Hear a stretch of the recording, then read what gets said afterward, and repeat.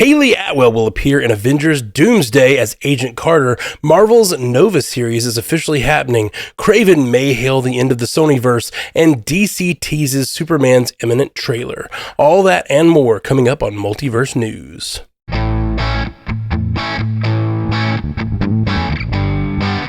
Welcome to Multiverse News, your source for information about all your favorite fictional universes. My name's Matthew Carroll, and with me on the panel today, we have Jay Sisson. How you doing, Jay? Doing well, back from the wilderness, ready to talk some news, and here for the holiday season. Let's do it. Ooh, happy to have you, sir. Happy to have you back. And Jay Scotty St. Clair, what's going on? Hey, doing excellent. It's beginning to look a lot like the multiverse around here. Indeed. It always is. And Haley Hobbs, welcome back. Yes, also back from the low country. Shout out South Carolina. Woo! Well, we've got lots of fun news to get into today. But first, let's hit our 5-star review from Nate Rooted. He says, 5 well-deserved stars for Scoots and his Rick Moranis impression, channeling every ounce of Darth Helmet. Much appreciated, and continue to keep the random references coming. For my input, after presenting the rules for the lightning round, there has to be one Office reference to playing Dallas. Ah, yes, we must strictly adhere to the rules we've just made up. You stay classy, Multiverse. I gotta be honest, when I saw this review, I had no idea what Nate Root was talking about. I've seen Spaceballs a couple of times, so if I made a reference, it was entirely unintentional, but I'm glad it was there for you. Yeah, you've had so many references over the years. I mean, it's just, who have you not referenced at this point? Who have you not done an impression of? I don't think I've done Arnold yet. Hey, the night's young. That's right. So that's your goal now. You got to work in a good Arnold reference. We'll be waiting. It is Christmas. You could do the Arnold from Jingle All the Way. Ooh, that is a good one. Oh, that's a good one. Definitely. There's just so many Arnold ones that are like iconic. You could like pull from all kinds of movies. So you got your work. I feel like you got your work cut out for you, but you can do it. The gauntlet has been thrown. The gauntlet has been thrown. It's got to wait for the right moment. Poised and ready. All right. Well, here we go with our first story. Just like that, the much discussed but never official Nova Disney Plus series has gone from rumored to confirmed, with Deadline reporting the onboarding of a showrunner. Criminal Minds Ed Bernero, who also co-created the Criminal Minds spinoff Suspect Behavior, will serve as writer and showrunner for the Richard Ryder-focused series. Additionally, off the heels of last week's reports about Chris Evans returning to the MCU in Avengers Doomsday, last Friday, Variety broke the news that Evans' frequent scene partner, Hayley Atwell, is also expected to reprise her role as Agent Peggy Carter. Marvel has yet to provide a comment at this time, and there are virtually no other details or specifics to go off. But much like Peggy, we're not ones to let that keep us off the field. Speaking of fields, do either of these announcements come out of left field for anybody here? I don't think the Nova show is too much of a shock. I think that Marvel would make sense to go all in on that character for a show. It's going to be a popular character, but this writer showrunner, I wonder if maybe they're going to take it like kind of how Lanterns is going to be, this like cop TV detective series, if it's going to be something like that. I won't lie and say I've watched Criminal Minds, because after a while, when you grew up as a millennial and you watched all those CSI type shows, it was like white noise after a while. I fell off hard on those shows, so I don't remember much about Criminal Minds. I think it has have Gruber in it? Is that his name? Gruber? Michael, whatever. It doesn't matter. Cut that out. I can't anyway. get MacGruber out of my head when you say that. That's what I'm not going to compute anything else. Throats. Well, clearly I'm not alone in not watching that show. So anyway, I think that's exciting. And I think that we'll talk about it later when we talk about the Spotify poll, but these newer characters are the ones people want to see and want to invest in. So I think that that's great. Hayley Atwell, like just adding to the list, I guess. Peggy could come back as Agent Carter or Captain Carter. We don't know. It could be both. It could be either. I think it just depends on what they do with maybe Chris Evans' character, because I'm sure you guys talked about it at length last week. I've been chronically offline, so I haven't really listened, but yeah, I mean, if they make him just Captain America again, they just have Peggy, I think that's not very exciting or interesting. So maybe if he's like Nomad and she gets to be something else, then that could be fun. But there's just not a lot to talk about with those kinds of announcements, in my opinion. I think this is probably the first of many of these types of news stories where we're going to start getting all of these people confirmed that are going to come to Doomsday and be in that movie. Whenever that movie was first talked about, there were numbers being thrown around in the trades like 70 and 80 in reference to how many characters they were going to try to juggle in this film. And we haven't heard anything about that since the Russos came on board. Who knows what's changed? Who knows what types of liberties they've taken with any type of script that existed at that time. But still, it kind of brings into focus that this is going to be a very busy movie, and I think it was probably always intended to be a busy movie, but then now that you've got the Russos in there, they're used to doing that. We saw Infinity War, we saw Endgame. They had these multitude of characters they had to balance. So I would imagine that the floodgates will open. I mean, this movie is supposed to come out in May of 2026. It's going to have to start hitting the ground running pretty soon if it's going to make that date. And so you've got a lot of work to do. So I would imagine we're going to start to see a lot of this. As far as like the Chris Evans and the Hayley Atwell and the Robert Downey Jr. and all of that type of stuff, I don't know. I think if we're going to go all in on the old guard, let's go all in on the old guard. I mean, let's not kind of tiptoe around it.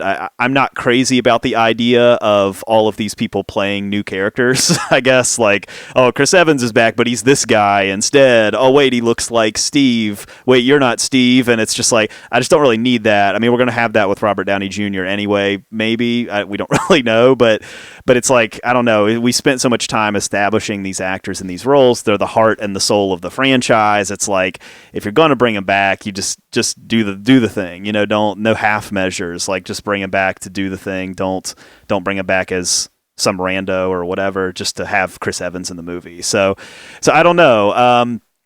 You know, it's Deadline's reporting it's Peggy Carter, but like you said, Hayley, it could be Captain Carter. We saw that was a linchpin character in What If, so who knows ultimately, but just get ready. I mean, what are we at? So we're at about 3 of 70. So just get ready for the announcements to start pouring in. You know? Yeah, it's true. The one thing we've talked about, we talked about the Cap story a lot last week, or the Chris Evans story, and I do think it will be Cap. But the one thing this made me think of as an option with Peggy coming back is, what if whenever Doom comes into our universe to encounter Chris Evans or Captain America, what if one of the ways he inserts himself is he comes into the universe during the time that Cap went back and lived his life with Peggy? Like, what if we see that is something that went on during that timeline, which is something I've really wanted to see, that like, what was Cap doing that whole time, you know? And so if he comes over to disrupt our timeline in some way, or even insinuate himself into our timeline, what if he does it, you know, creates Latveria 50 years before to the, you know, rise or something like that. I could see that being a lot of fun. And just getting a little bit of that story. And the Nova series, I do feel like this is another classic, like, DC Marvel rivalry thing where, like, DC is making their Space Cop show and Marvel's like, oh yeah? You want to do a Space Cop show? We could do a Space Cop show. You want to do your biggest two heroes fighting? We'll do that too. Yeah, it feels very much like a deliberate thing. But I've been wanting that series for a long time, so I'm down. There were so many what ifs there. I had to kind of check myself and make sure I knew what we were talking about here. It's not What If Season 3. We are talking about Avengers Doomsday and the Nova series here. So, Hayley, to your point, last week we did speak at length about the many possibilities that are on the table with the return of Chris Evans. But looking at the addition of Hayley Atwell here, and again, like you said, Jay, it's Deadline that's saying it's Agent Carter, but you know, consider Occam's razor, and you know, the simplest or most obvious solution is often the solution. So I think it does make sense for her to be Agent Carter, and then, you know, extrapolating from that, I think it makes sense that while I would be open to seeing a variation of Steve Rogers, I do think this is going to be the sacred timeline version of Steve that we've seen, because you look at the way that Endgame ended, it really did focus on those 3 characters that we have returning now. It was Tony Stark making his sacrifice. You hear the audio cue to him working at the forge at the very end of those credits again. But beyond that, it's all Cap and Peggy. It's Steve and Peggy in that moment finally getting that dance. So with the Russos coming back, with is it Marcus or McFeely coming back? I think it's McFeely coming back. Yeah, so, I think so. It just makes sense that they'd want to continue that through line, even though Endgame was such a perfect ending. That's just, it seems like that's the direction it's going for me. Talking about Nova, I have not seen Criminal Minds. I've often cited my brothers of having watched, series that I wasn't super familiar with, but absorbed kind of vicariously.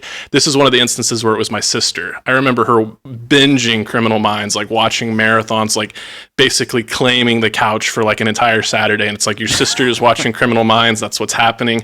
Don't argue with it. It's just going to happen. So from the little bit that I did see, I always enjoyed it. But I was thinking about actors and characters I could remember from that show. And the only one I can place is, I think it was the kid from Freaks and Geeks. And I think he came back and was like a analyst that ended up having a villain route. But whatever, we're not here to talk about Criminal Minds. But the comparisons to Lanterns actually had not occurred to me. And I think that's really good insight there. And it does make me wonder, what are they going to do to make Richard Ryder a little bit different? Because we saw it with Captain Marvel. They were a little bit worried about the comparisons with the Green Lantern, so they made some changes to that character. And then Miss Marvel, they did the same thing. It was like, yeah, they changed her power set, but they're like, okay, we want her to be, manipulating light, but how can we make that different from Green Lantern? So I think they have the same problem on their hands with Nova, but I will be very curious to see how they choose to tackle it. Yeah, we've seen that the art of the side character is a little tricky too, like introducing a side character that not everybody knows and maybe they sort of recognize, and do we put them on the big screen? Do we put them on the small screen? It just seems to go off better to build these characters through a series. It does not seem to necessarily land when you just throw these like characters that maybe people don't have a lot of familiarity with into the movie theater and just expect people will go see it because it's Marvel. It just doesn't really seem like we're in that point anymore. So I do like it as a series. I think you can kind of do a lot more with it. You could eventually, if you feel like the show's popular and it's gaining steam, you could sort of do what you did with Miss Marvel, pull her into a film and make her a character that's sharing the screen with other established characters or whatever. You could easily do that with Nova if that's something that you wanted to do down the line. But I think it makes a lot of sense as a good like testing ground, introduction type thing to bring the character in. I still have hope that they'll bring in like they'll tell us that story of the fall of his home planet. Like I really want to see like episode 1. Like I want to see Thanos back. I want to see like that story told. I think that would be a really like interesting way to hook people to these types of shows, which you have to convince people to hit play for the first time. It's not a given, especially with how many characters are out there. And so the idea of like, yeah, Thanos is in this. We're going back to Avengers. We're bringing back Downey and Chris Evans and all like that type of stuff. I don't know. I feel like you're going to have a big draw if you could somehow link it to that past type of stuff, that Nova core that we've already established in the thing. Suppose there was some reporting a while back that they shot and had to edit. It's something that hit the editing room floor. Some of that scene of Xandar being attacked by Thanos. Yeah, and we talked about it. Yeah, would you talk about it in this show? Yeah. Okay, and I'm really curious if they saved some of those assets and they're like, we have a really killer fight scene that we could like is half done, like we could just finish it and insert it into this other movie or this TV series as a start. And yeah, that would be a great way to bring folks over to Disney Plus. Because the thing about the Disney Plus series and having a character start there and then move to the big screen, it's a double-edged sword because yes, it's a nice way to introduce people to him, but then you have the people who will go, well, I didn't watch the show and I don't want to go see the movie if I missed the show, and like feel like they're behind, and it adds to the whole narrative of, oh, well, they're just doing too much and I can't keep up with this Marvel stuff anymore. So yeah, it's kind of tough. I'm hoping we can get back to the days, and when we were there, we were always kind of complaining there wasn't enough connection, but I'm kind of hoping they lean back towards the days of like Daredevil, where it's like, make great shows, they're tenuously connected, have crossovers when you can that like service the fans and make us excited, but like don't make your movies reliant on the TV shows as much. Make your shows great and make them connected, but don't make the movies reliant. Yeah. I want to migrate back to theory territory there, because you cited that 45 minutes of unused footage from Infinity War, and that's kind of been my hope as well. If they can find some way to insert some of that, that'd be great. But my mind kind of went somewhere else thinking about that, a little behind the scenes here, as I was looking for images of Nova for, the show thumbnails and graphics and whatnot. I was hard pressed to find Richard Ryder. Most of it was Sam Alexander. So I was thinking how cool it would be if they did go that route, have Nova take place all before Infinity War, have the climax be that battle on Xandar. We actually lose the Richard Ryder version of Nova to set up Sam Alexander to be a part of the Young Avengers. Could be cool. Could be separated but connected. Then we'd be even more like Green Lantern, Yeah, exactly. The past let's keep leaning. If you do it better, nobody will make any of those comparisons. Well, they may, and it's kind of the goal, right? You do it better, and then they make all those comparisons. Right. Yeah, they make all those comparisons. Like, well, yeah, you did it. You beat them. That's what they've always done up until now, I feel like. Yeah. And maybe that's the thing. Maybe they just keep that distinguished competition thing going. It's worked for them so far for like 90 years. All right. Speaking of the distinguished competition, while the DCU officially launched earlier this month with the premiere of Creature Commandos on Max, James Gunn's first live-action offering, next summer's Superman, unveiled its official poster via social media Monday morning. The image, a motion graphic, is an obvious allusion to Christopher Reeve's take on the character and showcases David Corenswet's Superman ascending in flight, accompanied by a remix of John Williams' classic score and a tagline that reads, "Look up." Exciting details, all of which preempts the gut punch that the official trailer will not release until Thursday. Thanks a lot, James. Elsewhere, horror filmmaker Mike Flanagan has been given the go-ahead to write his standalone Clayface film. Without a director attached yet, it's unclear whether this film will be part of the Matt Reeves' The Batman/Penguin crime Elseworld, though Gunn referred to it as a DCU film. Currently slated for September 2026 release, Flanagan previously described it as a horror thriller tragedy. What do we have to clay for ourselves? You just had to, you give Scotty unrestricted access to the outline. This is what's going to happen. Scotty, get to the chopper. The outline is my pottery wheel. It's my unformed clay. Oh, jeez. How dare you? Keep going. I know you can. Jay's about to mold this in his image. Clay puns. We'll just keep stacking them. I'm fascinated by this Clayface movie because I think we're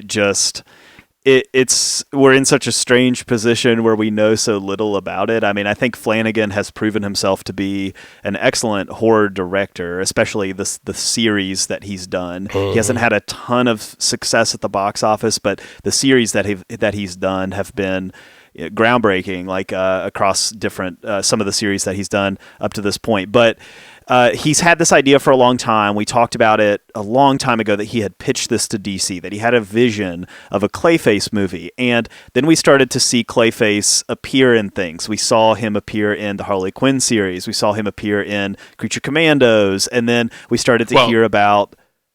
Sorry to chime in. He hasn't showed up in Creature Commandos quite yet. Oh, okay. Minor spoilers. We know he's going to, but he hasn't showed up quite yet. Sorry. I've only watched one episode, so. Okay. But the character's just gotten a lot of attention, right? Like in recent, and there's even been rumors like, oh, he's going to show up in the Batman and stuff like that. Like it's just been a conversation around this character. And then, you have it finally get confirmed. That means it's going to start moving fast. We're going to start seeing casting. We're going to start seeing all of that come together. But again, it highlights for me this like really strange situation around Batman that DC has, because is it Reeves verse? Is it Gunn verse? We're not 100% sure. We do know, like you said, Matt, Gunn referred to it as a DCU film, so that like lends credence to the fact that it would be a Gunverse film, but we haven't heard a peep about Batman Brave and the Bold, so we don't know what the status is about Batman in his own universe. But then you've got this whole Reeves universe, which is being built on the side that doesn't really mesh with the Gunverse, but it's got a great Batman and it's got great characters. And then you've got this character that's kind of supernatural.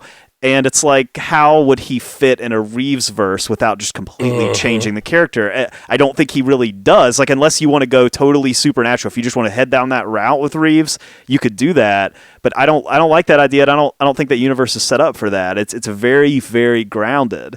So, all that being said, you have this thing, you have this conversation. What are we doing with Batman? Are we going to keep running these parallel universes? Are we going to have a Batman in the Gunverse and then also a Batman in the Reevesverse? Because right now, that Clayface movie is supposed to come out a month before the Batman 2, which would be weird, right? To have like a Batman villain movie come out and then the Batman 2 come out, but it's a Batman villain, but he's not because it's a different Batman. And then it just sort of, it's strange, right? It's like this very strange middle ground of like, should we is there conversation about should we merge these two universes? I don't like that idea, but people are having that conversation about like, would Robert Pattinson's Batman work in Gunn's verse? And could you let Reeves have his corner, but bring that character? It's this whole conversation around this whole thing that I feel like Clayface has kind of opened up that conversation a little bit around the DCU and around the Gunverse and the Reevesverse, and particularly this weird tug of war that we're playing with Batman. And it should be said,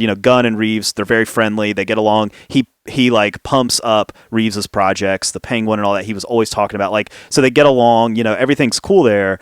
But it's just, it's strange, right? It's this very strange middle ground of this film. And overall, I'm excited for it. But as we're going to talk about later, do audiences have an appetite to see a movie about a villain that does not have the hero that normally fights the villain show up? I mean, we've seen that Sony would answer that no. So, it's like you kind of have this like, I don't know. The Penguin was a good example of doing a good series where you have a villain and the hero doesn't show up, but a movie is very different from a series. If the Penguin would have been in theaters, it's not going to do well, I don't think. So it's like, it's kind of like how do you do that, right? How do you walk the line between, we've got this character, he's a villain, he always fights Batman, but this is not a Batman story, and will people see that? And the answer is not always yes. So it's interesting. It's a middle ground. And I'm going to stop talking because we're going to, I want to let you guys talk, and we got Superman to talk about and all that. But I don't know. What do you guys think about Clayface? Like, where are we at on this? It's strange, man. And I dig it. I like the character Clayface. I really enjoyed him in the animated series. They did a really good run on that. And I know he's been a kind of a fan favorite on the Harley Quinn show. So, do you think it's poised to maybe make that like leap from like third bencher in the Batman rogues gallery and maybe take a step up in the mind of the populace? But like, I don't know. The idea of there being so many Batmans. Robert Pattinson is a flexible actor. What if they did the Brave and the Bold movie, totally different tone, it's in Gunn's universe, but they just had Robert Pattinson play him too. Like, it's just a very flexible, and it's like a multiverse thing, and like Jekyll Hyde Batman. Yeah, like he's like little more 60s inspired, a little more like classic whatever Batman, and like, but he's a little more campy. I kind of love it. I would love to see it. Every time he punches somebody, like the word "bam" like pops up over his head or whatever. Yeah. It's like, yeah.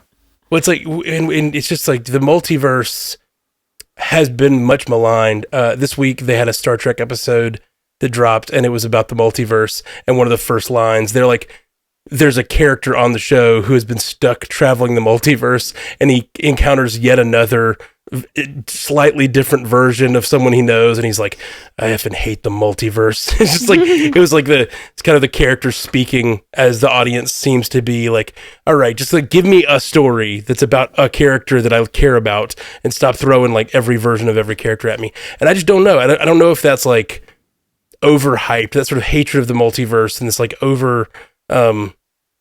there's a lot of worry about like multiverse fatigue, which is kind of funny.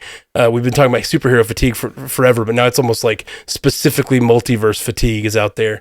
I don't know, all this stuff talking about the Batman, the different versions, it just makes me think about like, can you just collapse it into one story? Marvel was so successful for 15 years when they just kept it one story in one universe.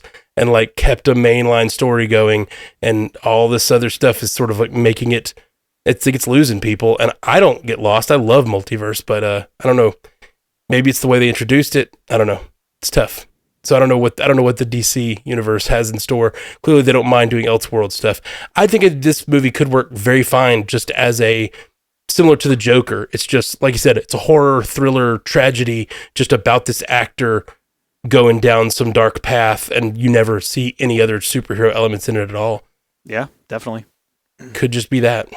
All of this is pretty par for the course for me. Like, here we are on the eve of the DCU, where our hope was at this point. We've got Creature Commandos, and to your point, Jay, it's only 3 episodes in. We got Creature Commandos. We've got our first piece of Superman marketing. The DCU should be, raring and ready to go. And where are we at right now? We're asking the same questions we've been asking. What does it mean? Where does the canon end? Where does the DCU start? And, so that's a little disappointing, but I feel like for the rest of my take, I do have to provide that, the most slightest of spoiler warnings for Creature Commandos. But so again, we're 3 episodes in right now, but this was supposed to be the launch of the DCU, the fresh start. And, I went in with certain expectations and being realistic about James Gunn's sensibilities and proclivities, but it does not feel like the fresh start to the DCU I was expecting. So all that being said, as we've been anticipating Superman here, I've been excited for it, but I've always been kind of holding it at arm's length. I'm like, what does a James Gunn version of Superman actually look like? And I have to say, this motion graphic, this poster, is the single best piece of marketing they've done for this thing, for the DCU so far. It kind of shut up all the noise, all the comments from James Gunn, and it gave me a lot of faith and confidence. Like I said, I've been excited for this one, but cautiously optimistic. This, just thinking about it again, just seeing the colors and hearing the remix of John Williams' themes, like it's giving me goosebumps, and it's giving me a lot of confidence in James Gunn's ability to do right by the character and have the character work in his crazy, wonky DCU, but still be true to that version of the character. So I do want to chime in on Clayface just a little bit. I feel like you guys talked about it at length, but I have to say, with the connection to Matt Reeves, he just did that animated series on Prime, The Caped Crusader, and far and away my favorite episode featured Clayface. So if they can find a way to do an interpretation of that, I'd be fully on board. But the other fold here is, again, we know that Clayface is going to be popping up in Creature Commandos, voiced by Alan Tudyk, who voices the character on the Harley Quinn animated series as well. So if this Clayface movie is set in the DCU, they kind of have to cast Alan Tudyk, don't they? Or at least as a voice role for the monster version of the character. So Reeves is also a producer on this Clayface movie, if you weren't confused enough. Right. If the connections weren't already too much, Reeves is a producer on this movie. Just to further confuse it all, I always really wish they would do an Alan Tudyk Joker. I think he would be a great Joker. He would be. He'd be so good at so many things. Yeah, for real. He can do everything. He's the Renaissance man. He can cluck like a chicken on Moana. He went to Juilliard. He did, yeah. And it shows. So versatile.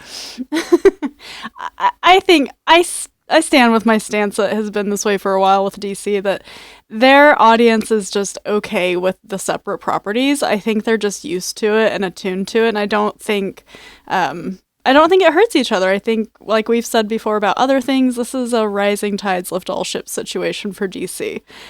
I think that Creature Commandos is what I would call a soft launch for James Gunn's DCU. I don't know why that was their choice still, but that's fine that he wanted to do that. Maybe he just wanted to do something really 180 from what Superman is probably going to be in terms of, visuals and grandiosity and that kind of a thing. So yeah. I know, Scotty, when you sent the poster to our group chat, I was like, this is cool. This, like you said, this single-handedly gets me excited for this movie. Like, I know we're excited about the cast and stuff like that, but there's something very fresh and also like vintage and hearkening back to the Christopher Reeve movies about those. Like, there's something very nostalgic about that poster, even though it's very not at the same time. So I think that's a great thing for him to be able to latch on to, and I'm excited about the trailer. I'm excited that I was right that it's going to come out before the end of the year, because that happens infrequently that I'm right. So yay on that.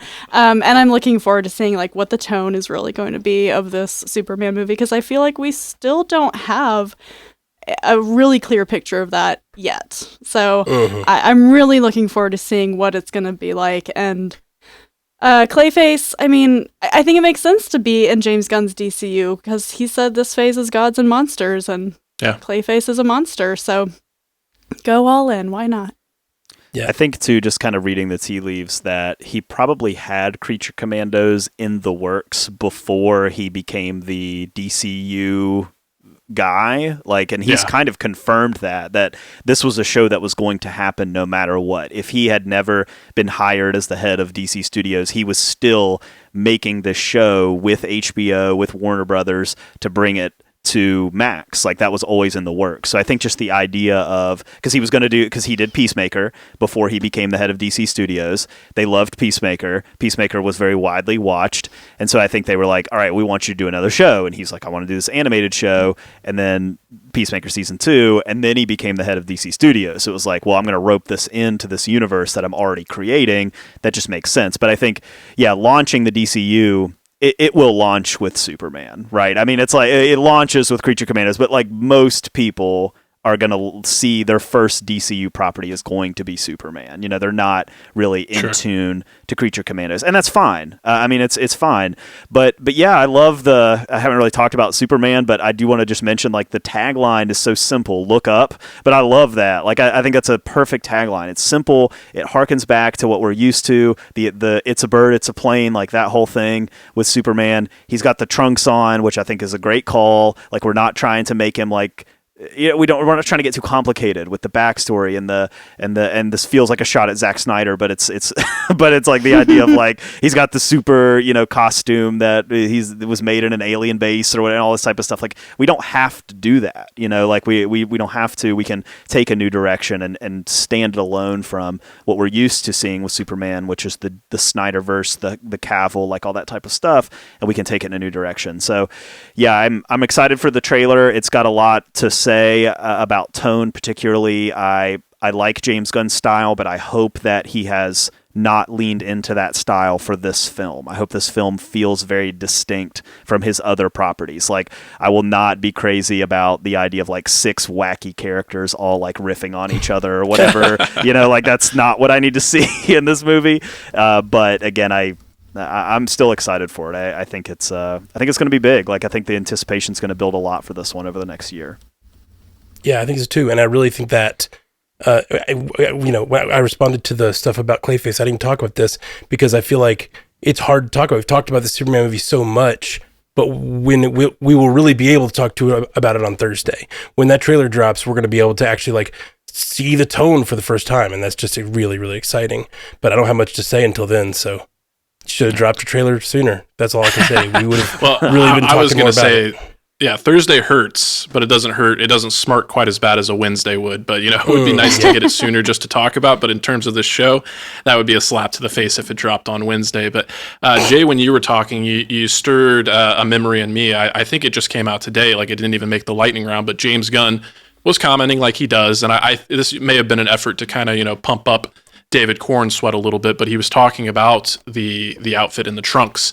And I guess the decision to include the trunks came directly from David Cornsweet, and his kind of thinking behind it was like, hey, this is an alien that needs to kind of disarm people. So, the trunks would be a way, hey, I'm kind of silly. I'm like a wrestler, like, give you some familiarity.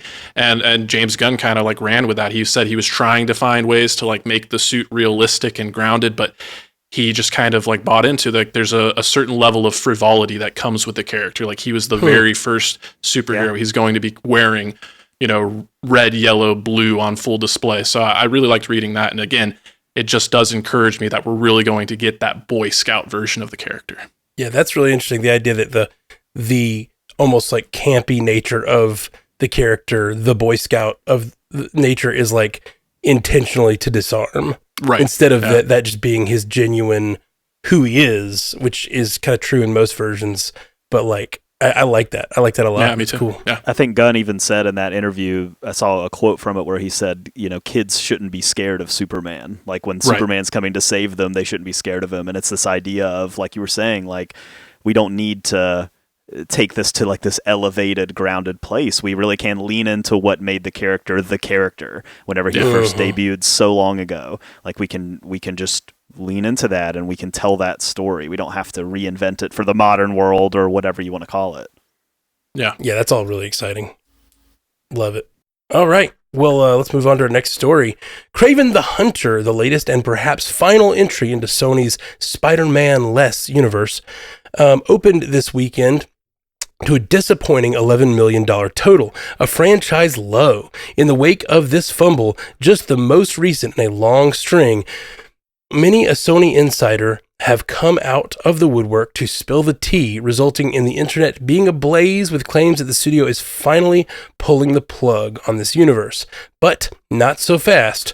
While it does sound like Sony will stop making spin-offs without Spider-Man, the studio remains, quote, deeply invested in projects that include the marquee character and his many variations, including the Spider-Man Noir series that is in production in partnership with Amazon. Anyone want to make sense of the tangled web they have weaved? Do I want to? No. Will I try to? Sure. I have to appreciate the optics and timeliness of this, especially coming off the last story. So while we have one studio doubling down on its, villain movies without their hero characters, we have Sony, which has been famous for that, finally throwing in the towel. And I did see Kraven this weekend. No surprise to anyone, I'm sure. But I have to provide some context here. So $11 million against a $110 million budget is bad. Yeah. All caps. The only other movie it's worse than Madam Web, which I have to say, critically, I will say the fact that people are saying this is worse than Madam Web, it's not. It's a better movie than Madam Web, but I think people are taking greater issue with it because it is the last dying breath of the Sonyverse, and I think people's reception to Madam Web just made them not interested in this at all. But I think what this one had going for it with the trailer, with the R rating, with Aaron Taylor Johnson, people were like, maybe they got something here. And how many times I don't think I've been the one to say that, but I feel like that's been said on the show before. Maybe they got something here. Stop looking at me. Hey, let Sony cook. Stop looking directly Matt at said, me. let Sony cook. So, let them cook. All that being said, this is not a good movie, but it's not as bad as Madam Web. It has all the classic hallmarks of a terrible Sony movie: the egregious ADR, the lines of dialogue that make zero sense whatsoever. You have a character, like, I kid you not, a Oscar-winning performer says these lines of dialogue. My grandma died a few years back. I haven't seen her since. You haven't seen your grandma since she died? Yeah, I hope so. It's like nobody that was looking at the script, nobody that read these lines had any issue with that whatsoever. So, I do say, if you've got the expendable income, if you've got an AMC list or something like that, go see Kraven. It won't be any harm, any foul. The universe is obviously on its way out, so you don't have to feel the burden of responsibility to contributing to the success of this thing. But I do think you want to be a part of the conversation. But let me bring it back to the comparison I was trying to make. So $11 million. The only other comic book movie I can kind of relate that to is New Mutants, which did $4 million better than that in the height of the pandemic, while theaters were still shuttered. This New Mutants movie that got pushed back and pushed back and pushed back did better than Kraven. So that just, it just goes to show the writing was on the wall. People are done with Sony. You fool me once, shame on me. Fool me twice, shame on me. Fool me 3 times, shame on me. But at this point, fool me 3 times, it's Morbin time. There you go. There you go. So, those are some of my insights as somebody that has seen the movie. I'll be honest. I was never, somebody that was dead set against the Sony movies, but they were never all that great. So I am kind of glad that they have decided to finally put this to an end and actually focus their efforts and attention where it should be. But they're not going to sell the rights, and Sony's still going to be Sony. So, just take all of this with. Take it all in stride, because while this is the end of the quote-unquote Sonyverse, I don't think it is the end of Sony's mishandling of the character, but we will see. No, I mean it's the biggest comic book character in the world. Like they are not selling the rights to Spider-Man to Disney. It's just not happening because really we're looking at the ones that it's easy to dunk on. Craven, Morbius, definitely Madam Web. Like these movies did not do well. They were not well received. They did not make money in 2 of the 3 cases. They did not even make their money back that it cost to put them into the theater. But still, you have to also look at the other side of the coin for Sony. You have to look at the fact that the 3 Venom movies combined made $1.8 billion. The first one did most of that heavy lifting, but still, that's a financial success. The 3rd Venom movie, which was not super well received, was a financial success. Overseas, it did a lot better than it did domestically. And so you can look at that. You can hang your hat on that. You also can hang your hat on the animated Spider-Verse movies, which are having a great field day, especially in part 2 did, and now we've got part 3 coming up, and it's probably delayed forever, but eventually it's going to come out, and that's a huge property for Sony. And then the crown jewel of it is that they are still involved with Marvel Studios. They share custody of Tom Holland's Spider-Man. They get to share in the profits of these movies, which have all made $1 billion, and in this character. And so there's no reason to jump that ship if you're Sony. You probably don't want to keep doubling down on the villain movies that don't feature Spider-Man and have no plans for Spider-Man, because the audiences have spoken. We don't want that. Most people do not want that. They want a Spider-Man in these films, or at least the promise that there will be a Spider-Man. We have always speculated on this show, like, why are they not bringing in Spider-Man? Like, we've asked that question multiple times, and I think we've even mused on the idea of, well, there's probably something in a contract somewhere that if there's a Tom Holland out there and he's got the suit on, that they can't do it, and that's why they're so weird about it, and Madam Web, and they're not saying the name, and we're like, say the name, Peter Parker. Like, what are you doing? And so the Variety article where a lot of this information came from for this story, it confirms that the opposite was true. Sony had full rights to use Spider-Man anytime they wanted. They could have brought in a new character. They could have brought in Tom Holland. They could have done any of that, but they just didn't think that audiences would like that. They thought that they could hang their hat on the anti-heroes, on the villains, and that people would think it was weird if Tom Holland was hopping across the multiverse or whatever and popping up into their movies and then also popping up into the Marvel movies, that they would take issue with that. And then they didn't like the idea of hiring a new Spider-Man, and that was a fumble, obviously, because people, people don't want this. We've seen, I talked about the Penguin earlier, and the Penguin did not have great viewership numbers. We talk about it, you may think it did because we talk about it because we loved it. Like, we thought it was great and we watched it all, but not a lot of people watched it because, again, it's a Batman villain with no Batman. It's going to get a lot of awards, and so it's going to be a success. It was very well received, but still, that's if you're going to do it, that's how you do it. You make a series, you put the series on your streaming service, you draw it out, and you tell the story that way. Throwing these villain movies into the theaters, it's just not it. Like, it's not something that we're actively asking for. And I think Sony is kind of learning this lesson the hard way. But again, they're going to refocus, and Spider-Man's not done. If anything, Spider-Man's just getting started, and there will be maybe like more Venom because that's been their successful property. But yeah, there's still more to come with Sony. It might just not be this universe that we've been sort of mashing together in some form over the last few years.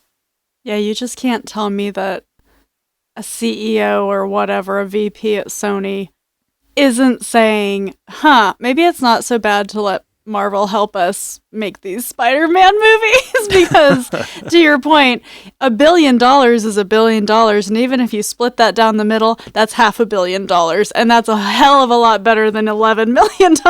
So it's kind of like, just do the thing, make the contracts, play in the sandbox with each other, and make freaking good Spider-Man movies, because they will make you so much money. Like, it's not rocket science, but it's taken them this long and this many terrible movies to figure it out. I don't know. I mean, I know the business decision is we own the character, we want to do the thing, but it's not good business at the end of the day. It's also like, you own this character, and as a team, like a creative team, whoever this, like, not the creatives, but like the the production team, the executive producers who are putting these movies together and making these movies, who is making these decisions? Right. That is, we have all these characters. We have this whole, stable of characters, and we are making bad decision after bad decision after bad decision. And it's just a real bummer to see. It's a real bummer to see. And it kind of contributes because a lot of people don't really understand the blending between Marvel Studios. I mean, literally in Madam Web, the actresses didn't know they weren't in a Marvel Studios movie. Like, right. it is brand confusion. And like, as much as we've talked about the MCU with all their post-credit scenes that went nowhere, think about people who don't understand the difference. And how many more Sony movies have had post-credit sequences that didn't go anywhere. And it's just continuing to add to the compounding problem that Marvel's already having. I think it's been really bad for Marvel to have this out there and sort of being a confusing, competitor. And like poor Vulture, they just pulled him into the other universe. He's stranded in there with Jared Leto. Stranded over there with Morbius. Like, I was really excited to see Vulture come back and his interactions in prison with Geiger or whatever. What's that character's Gargan? name? Mac Gargan, Scorpion. Mac Gargan. Yeah. That's it. Thank you. I was like, Geiger. That's not right. But no, yeah, I was really excited for that. And then he's just in the other universe now. And if they ever bring him back to the, do they even have to explain it? Like if Vulture decides, absolutely not. Right, no, right. That's what I'm saying. Like, you don't say a word. Whatever room he comes out of, just before he comes out of it, there's just like a flash in that room. Okay, he's back. He's just back in the universe now. I guess he's still in prison. He could just look around like, what? Okay, whatever. And that's the rewrite. That was there. a weird just dream. Moving on. Yeah. Yes. The Hollywood is such a. It's the Tombsverse. Y'all know the Tommy Westphall universe where he looks into the snow globe. Y'all know what I'm talking about? Sorry. Yeah, vaguely. What's that from? This is way too. It's from Is it Twilight Zone? No. Oh, okay. It was I don't even remember what show it was on. It was on a soap opera. And it ended the entire series. I think St. Elsewhere maybe. And the entire series ended with Tommy Westphall, a mentally challenged young man looking into a snow globe, and the entire story was happening in the snow globe inside of Tommy Westphall's head. Right.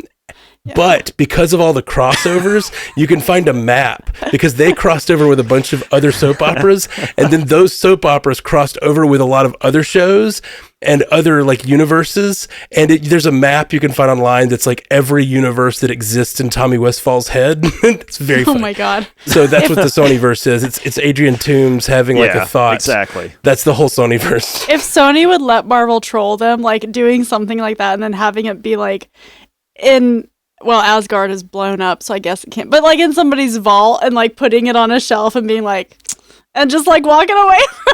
That would be so funny. Here's the Sonyverse. Yes. There's the Sonyverse. Just have the never formed Sinister Six just having a little battle in a snow globe on the back in the background of a shot. Yeah. It was always the Sinister Three, the Sinister Four. We could never get there. We just never closed the deal. Hollywood's kind of one of those battleships that just turns really slowly. And I think we also have to reframe this whole thing by saying, look, they got lulled into a false sense of security. The first Venom movie, I just looked it up because I knew it was a lot, but the first Venom movie worldwide made $856 million. Yeah. So I think that was what they started with. They put this guy into this role, and yeah, they had success, right?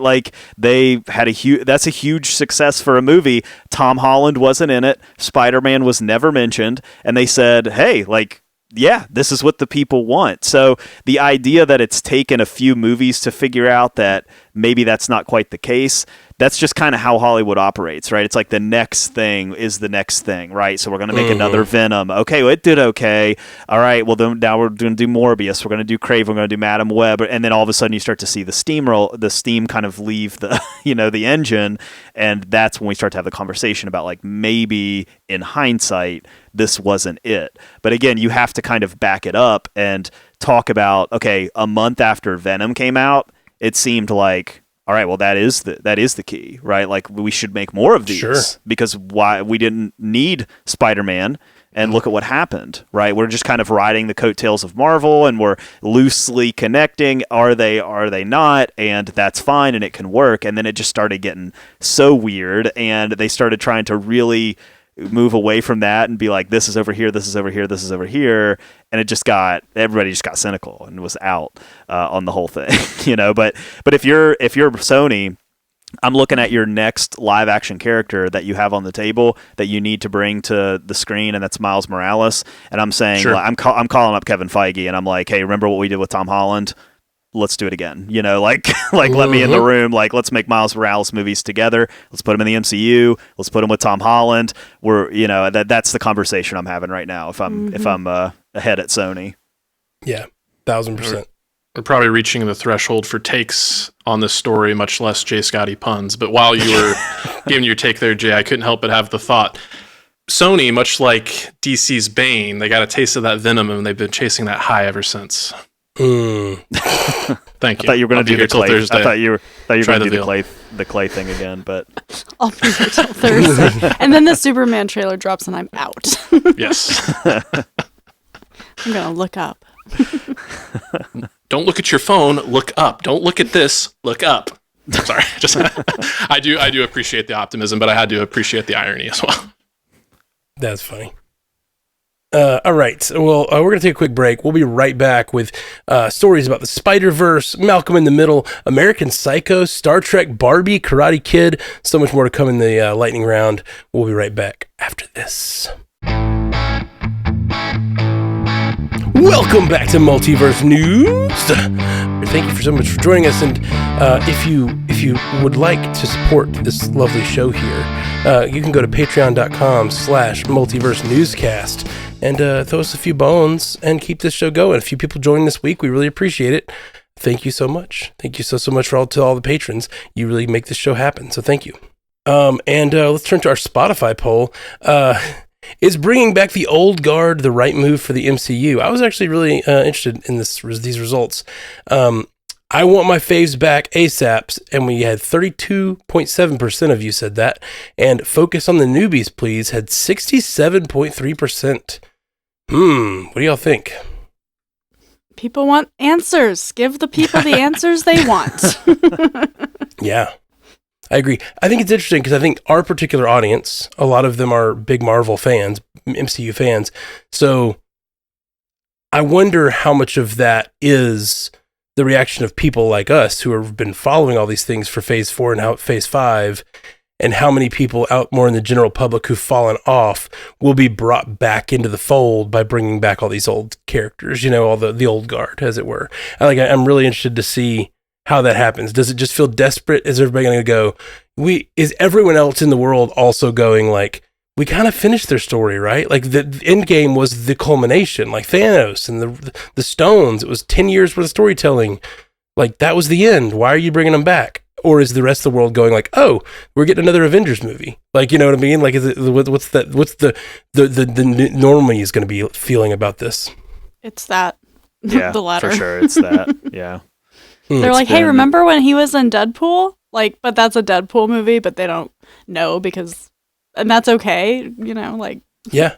Like, oh, Captain America was in Deadpool. Well, he wasn't, but it's fine. It's okay. For most people who saw Avengers Endgame and Avengers Infinity War and sort of bought in on the saga and was a part of that cultural moment, like when they think Avengers, they think Robert Downey Jr., Chris Evans. Like they don't think Miss Marvel, Moon Knight, Shang-Chi. They're not thinking that. They know things have happened, but they are thinking about Robert Downey Jr. and Chris Evans. And it's just, it's like that's the play. Like if you're going to bring back the Russos and you're going to do this like multiverse stuff and you're crossing over universes and characters are showing up as different people all the time already, like I don't know, that makes the most logistical sense, I think, to bring back some of these guys, even if you're not bringing them back in the same role like Downey. But I think that's kind of, it is what it is. It might be desperate, but it's probably the right move. I would assume. Mm-hmm.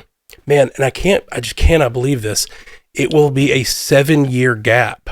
Like it does not feel like that long, but it's 2019 to 2026. We're talking a 7-year gap. Like that is, I keep wanting to think like, because they haven't made another team up movie regardless of whether it was an Avengers movie. They haven't done another team up movie. Like I think it's a very valid point that the idea that like they are the Avengers to people. So you either have to change the team more slowly. You can't just be like, here's the new Avengers. You need to like build the team around or something. I don't know. Sure. There's a rumor going around that the Young Avengers might be called Champions. Have y'all heard that rumor? Yes. Yeah. I don't know if we talked about it here. It might have been the week I was out. And I think we talked about it on the MCU cast. But that I think it's a really good idea. Just have a different team name, build that up as a team, and it'd be the newer team that people can associate with the newer characters. And doesn't have to be a Young Avengers or whatever. I like Champions better because Young Avengers implies that they're really young and like they're not. Nah, sure. Definitely not anymore. Do you think people will get mad if they're bringing back our old guard and it's literally just to have them like wiped out by the Incursion or something and then we get a new team? Like, how do you think people will react if that's what it is? They're like, now that we got you in the theater, it's time to meet the Young Avengers. Yeah. I don't know. As long as you keep some of the old, I mean, you've still got Banner and Thor around and Hawkeye. Like, if those three is still in it, if White Vision shows up, like you could still have a pretty solid half the team around that hasn't, isn't just getting dead by Incursion in Doomsday or whatever.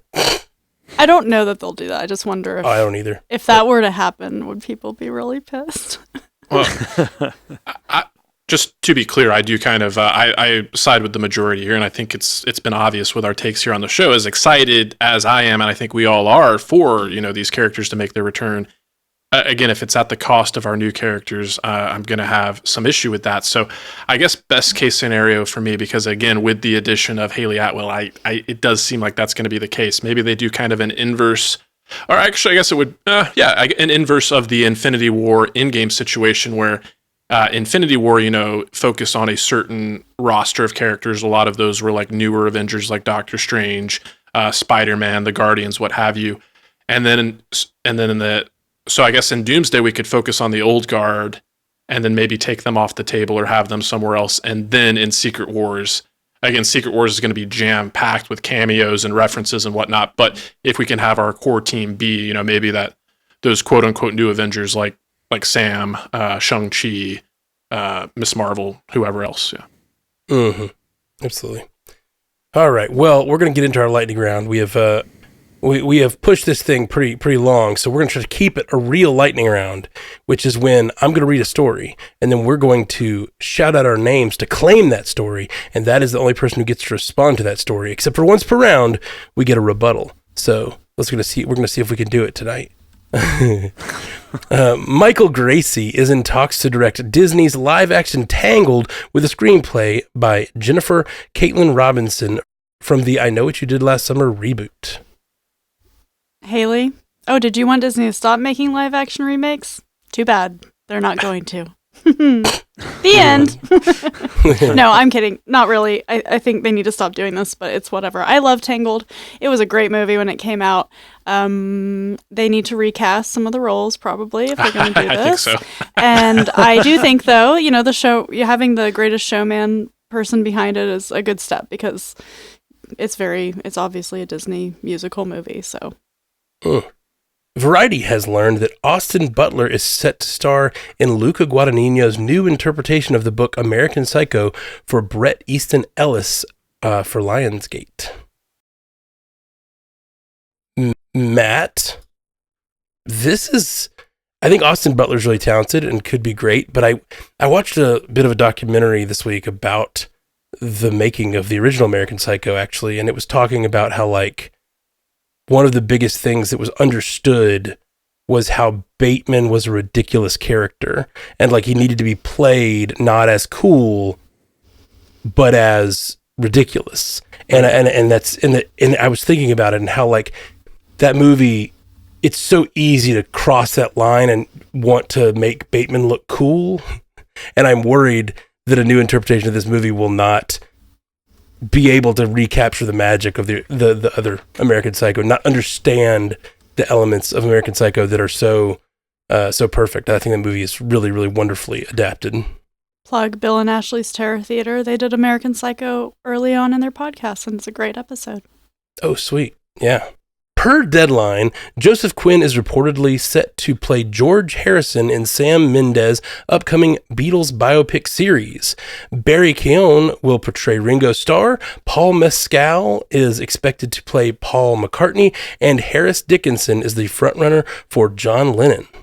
Jay, I don't know. I kind of love it. Like, I kind of really like the way that this cast came together. And it should be said that none of these people that we're talking about are confirmed. These are all just industry insiders that are throwing names out there and saying, hey, this guy wants it, or this guy's in the running, or whatever. So it could be another Fantastic Four situation or whatever, where all of a sudden we've got 4 totally different people. But Paul Mescal, Barry Keoghan, Joseph Quinn, and Dickinson, he's in this. He's the guy from that Nicole Kidman movie, right? He's in Baby Girl. He was in the Iron right. Claw. Yeah, that's right. So I mean, up and comer, like getting a lot of really interesting projects, and that's a really fascinating team of actors that you're putting together to tell a story that's going to be drawn out over 4 movies. And if that's the cast, I mean, I was already in just because I think it's a really fascinating concept. But if that's the cast, I'm really, really in. Marvel Comics announced Godzilla vs. Marvel, a 6-issue one-shot series marking their first Godzilla crossover in nearly 50 years. The series spans different time periods, starting with a Fantastic Four crossover. Scotty, I may not be the Marvel Comics guy, but I certainly hope I'm known for my love of Godzilla.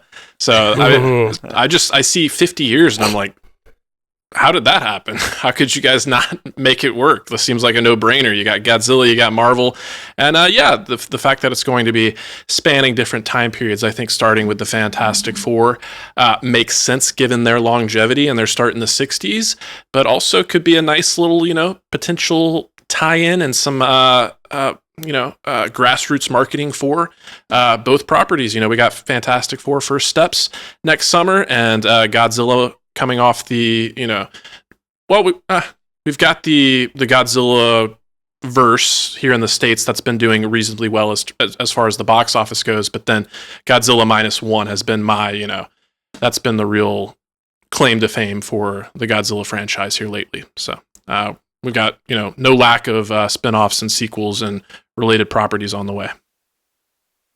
My tiny butt is I just hope that in this comic you get Godzilla versus Galactus or something. That'd be really nice. Or versus a Celestial. Just get one of those big Kirby style monsters in there and have him have to call him from the ocean to fight a Celestial. Be pretty great. A Giant Man. That'd be cool. Scale's probably not right. Oh yeah, Giant Man. That could be good. All right. Malcolm in the Middle is returning for a 4-episode revival on Disney Plus to celebrate its 25th anniversary. Original stars Frankie Muniz, Bryan Cranston, and Jane Kaczmarek will reprise their roles as Malcolm and his parents, Hal and Lois. Scotty, I watched Malcolm in the Middle when I was growing up. It was never a show that I watched. It wasn't like a standing appointment to watch or anything like that. But it was definitely on in my household, and I always enjoyed it. It felt like kind of one of the first. Well, not one of the first, you can think about Married with Children and stuff like that, Roseanne, stuff like that. But I felt like it was, for my age group, one of the first modern sitcoms to kind of take the gust out of the perfect family. This was a family that you got to see all the blemishes, all the disarray and kind of chaos. So it was kind of great for being realistic in that depiction. But when it comes to doing these revivals, I can kind of take them or leave them. But I think this is the right way to do it. Commit to 4 episodes, bring back who you can bring back. Obviously, there were a lot of characters on that show. So if you're only going to be able to get back 4 of them, these are 3 of them rather. These are arguably the most important 3. So again, I don't know if I'll use this phrase again. I don't know if it's going to be appointment viewing for me when it drops here, but if it gets good word of mouth, I'll certainly be willing to check it out. The Hollywood Reporter claims Greta Gerwig and Noah Baumbach pitched a Barbie sequel to Warner Brothers, but both their rep and the studio deny it. There is no legitimacy to this, says the filmmaker's rep, while Warner Brothers calls the report inaccurate. Matt, it's a Ken movie. It's not a Barbie sequel. and they're being cagey about it. I don't know. This could go either way, I guess. This could just be a rumor that's not accurate. But the fact that Warner Brothers called it inaccurate makes me feel like it is some sort of spin-off of Barbie if it's not actually a Barbie 2. You know what I mean? And a Ken movie just makes sense. Come on. The Hollywood Reporter, they're standing on it, too. They're saying, we trust our sources, and you're circling Barbie, too. Don't lie about it. So, who knows? You move. If you're Warner Brothers, though, you're like, please make a Barbie 2. You made us a lot of, like, you made us so much money. Please do it again. The previously announced DCU film Dynamic Duo has received a release date of June 30th, 2028. Hayley, sure, because isn't it the animated one with all the crazy animation? Yep. So yeah, it's going to take forever. 2028 is crazy. It's so far away. It's almost just 3 years away. I know, it feels crazy, but it's not as far as it seems. I was like, 2028, haha. Oh, wait, it's about to be 2025. Crap. I was doing a calendar for 25, 26 today, so it does feel close. Yeah, it's crazy. Moana 2 and Wicked continued their box office domination last weekend, while Kraven the Hunter and Lord of the Rings War of the Rohirrim stumbled. Kraven opened with a weak $11 million and a C cinema score, struggling against its $110 million budget.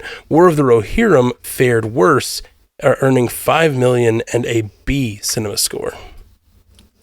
Scotty, we've already talked a lot about Moana 2 and Wicked, and I had the opportunity to chime in on Kraven a little bit there. So I'm going to focus on the War of the Rohirrim, and this was just worst case scenario. It was really disappointing. I went to go see it. The theater was surprisingly packed based on these totals that I'm seeing here, but I think that just goes to show the diehards were there like day 1, day 2. I think I saw it day 2 or 3 that it was out, but. It really did just, it was obvious to me that this was an instance of the studio putting something out in theaters just so that they could retain the rights, which is just a real shame. Like, not even the story, it did not feel like it warranted being told on the big screen. And even if you want to tell a subpar story on the big screen, if you're doing it in animation, the least you can do is at least have some stellar animation on display. And sadly, this did not have that either. If it was... at best serviceable, at worst very stilted in certain sections. So, it really does suck, as I remember saying that of all the Lord of the Rings properties that we have on the way, this is the one that I was looking the most forward to.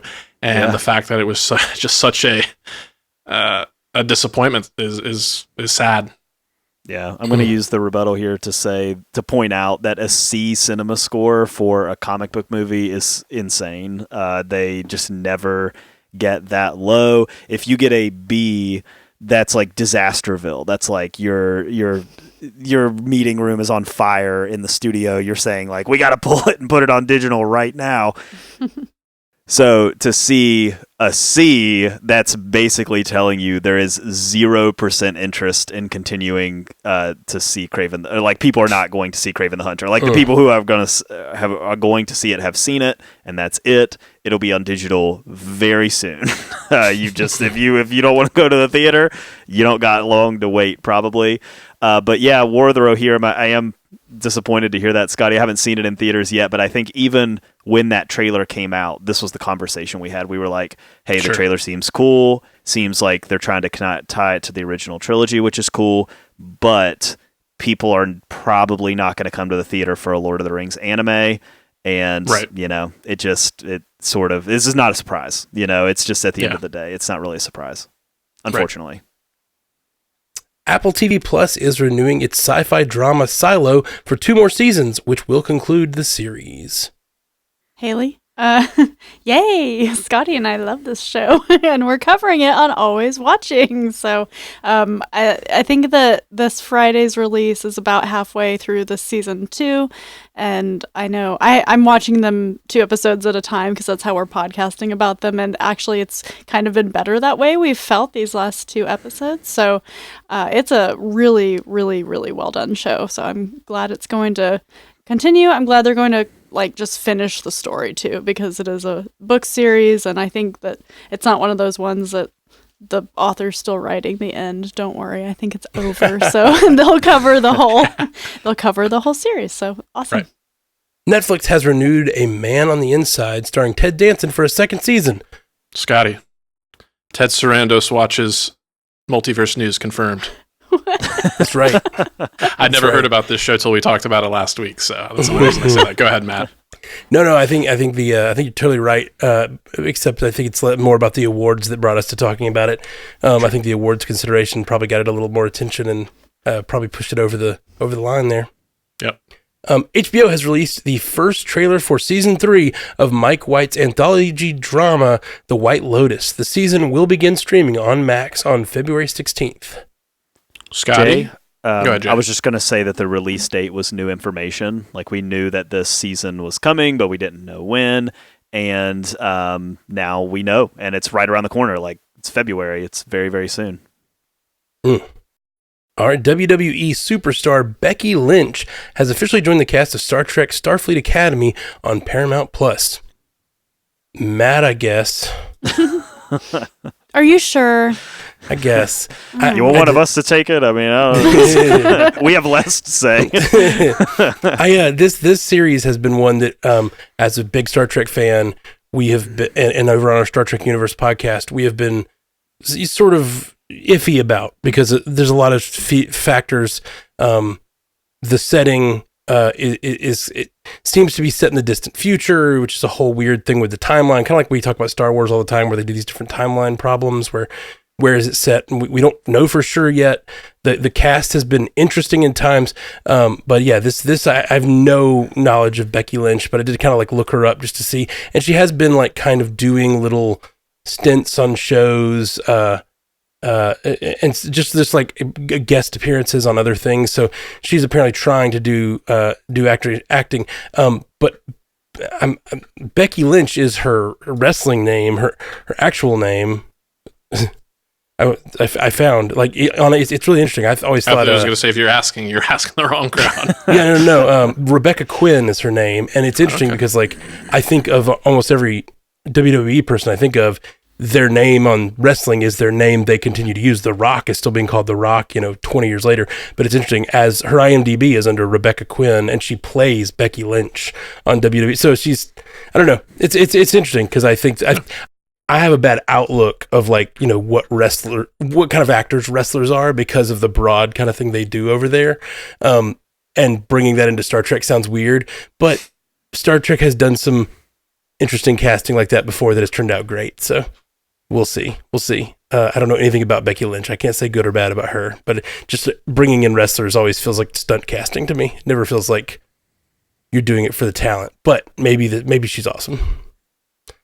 Sources have confirmed to Deadline that Mason Gooding will return to the Scream franchise to reprise his role of Chad Meeks Martin in the upcoming Scream 7.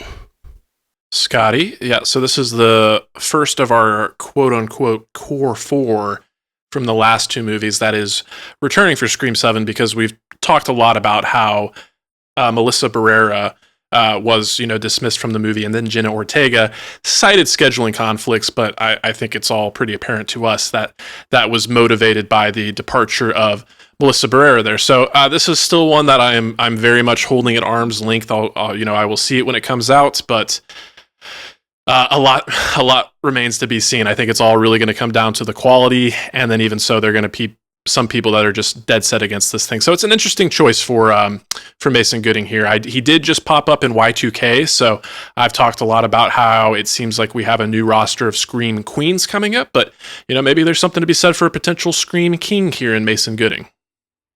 Nice.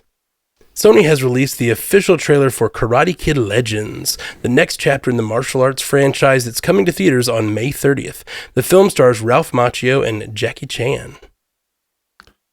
Scotty, every part of me wanted to not like this trailer because of Cobra Kai. We talked about this one a couple of weeks ago when Ashley was on, and I asked the question, is Billy Zabka from Cobra Kai going to be in this thing? And she expressed some doubt about that, and as far as this trailer goes, that seems to be the case. So that rubs me the wrong way, just thinking about this franchise and how Cobra Kai was. It was the resurgence of this franchise. It brought all the attention back to it. Yeah, we had that movie from a few years back with Jaden Smith and Jackie Chan here, but it must have done well enough, but I don't remember it being like lauded by any means whatsoever. So all that being said, I went into this very begrudgingly, but it is a very, very well cut and very effective trailer. It has all the musical cues, the characters pop up at the right time, they're referencing the right characters. It seems like it's going to be really respectful, and the martial arts on display does look fantastic. So I'm really conflicted about this one, but we'll see when it comes out this summer. Universal Pictures has renamed the sequel of this year's musical hit to Wicked for Good. The movie, which chronicles the second act of the beloved Broadway show, will open in theaters on November 21st, 2025. Hayley, that's a song in the second half of the show. So, I don't know. There you go. I was wondering. Yeah. Okay. I'm glad to You taught me something. Okay, good. Woohoo. It's a good name for a movie. Wicked for Good is great. Mm-hmm. Sony has tapped Bob Persichetti and Justin K. Thompson to direct the upcoming Spider-Man Beyond the Spider-Verse.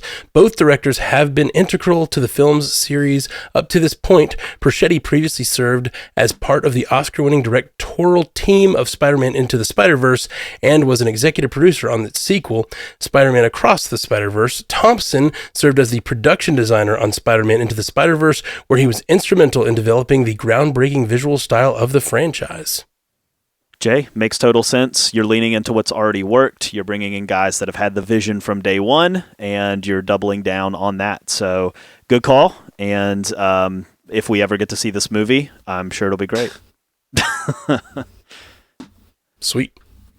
All right. Well, that's our stories for tonight, ladies and gentlemen. We did it. Thank you. Thank you so much for joining us here on Multiverse News. I am so flu-brained, guys. It's no good. I'm like, what show are we doing right now? Where am I? Let's go around and tell people where they can find us online. Jay Sisson, what's happening with you?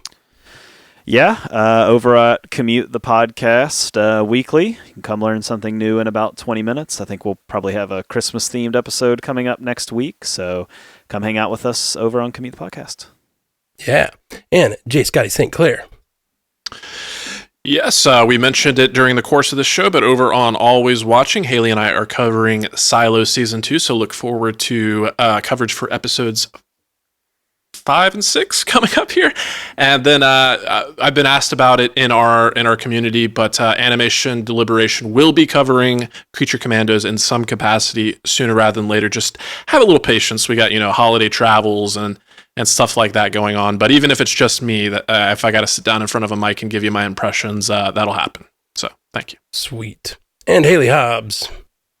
Likewise on source pages, scheduling and such makes things tenuous at the end of the year, but we do have a fun, if you don't want to know much about Craven, but you want a fun episode to listen to, we did a quote Craven primer over there. It's mostly about dogs, so it's good. And then here on Always Watching, I'll be back covering Skeleton Crew with Matt and Jeff this week. And then Ashley and I just dropped Dune Prophecy Episode 5. That show ends next week on December 22nd, so excited for that. And, if you get the holiday blues and you need something to do between Christmas and New Year's, Ashley and I will be covering The Phantom of the Opera on Fun Watch at twitch.tv/StrandPandaTV on the 29th. You just reminded me, and I'm so excited, Hayley. Skeleton Crew should be out right now as we're recording this. And tonight is the reason I wanted to cover it. The Daniels directed tonight's episode. Mm-hmm. And the Daniels are my favorite directors. I'm very, very excited to watch that and talk about it on Always Watching. So, yes, please join us over there. And the Marvel Cinematic Universe podcast is cooking with gas, and we're just nonstop for the next year. We're starting with What If starts next week. We got 8 days in a row of casting, and then we're going to roll right into the next year with the Spider-Man show in January, and then Brave New World and Daredevil, and it's just going to be a wealth of great MCU content. So make sure you're following over on MCU Cast or Marvel Cinematic Universe podcast. And that'll be all for us here on Multiverse News. Please, hit the subscribe or whatever you do on whatever app you're using, and give us some of them 5 stars. And we'll be back soon. Peace. You stay classy, Multiverse. Thank you, YouTube, for watching. It's really a pleasure to be on YouTube every week and have you guys hitting all them subscribes and the hearts and the likes and the shares. And last time we were in this little post-credits scene, we asked what would your Barbenheimer or Glickid be? And one of our favorite commenters, at Dave Thomas, founder of Wendy's, commented...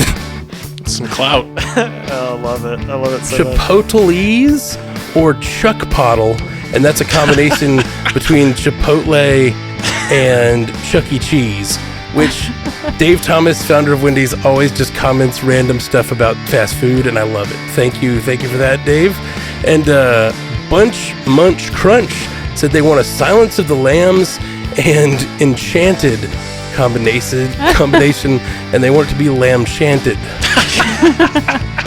Lamb Shanted. I like it. Sounds like a cult. Yeah. It does.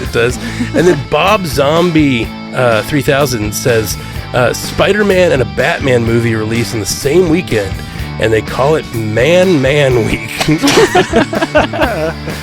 Very good joke, Bob Zombie. I like it. Not going with the like Spider Bat or Bat Spider. Nope, it's Man. I really like it.